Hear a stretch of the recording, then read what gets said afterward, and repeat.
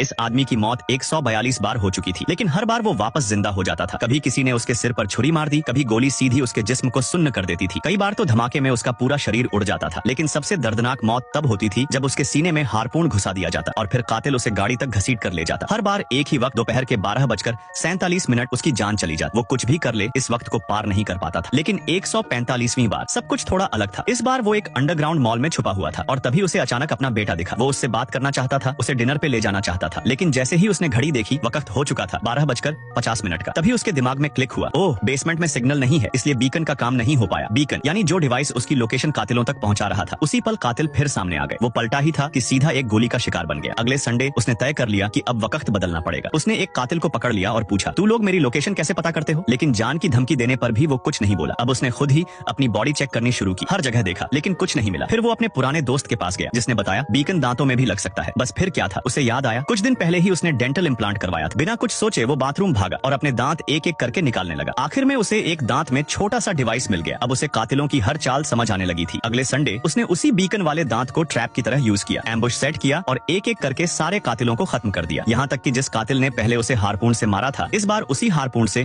वो खुद घसीट के ले जाया गया। अब छोटे मोटे कातिलों से निपटने के बाद उसने लीडर का पीछा शुरू किया। लीडर था एक फिजिक्स रिसर्च बेस में। पहली बार उसने सीधा कार से बेस में टक्कर मारी, दूसरी बार अंदर घुसा, लेकिन गार्ड्स ने रोक लिया। लेकिन ट्विस्ट ये था कि कार में असल में वो था ही नहीं।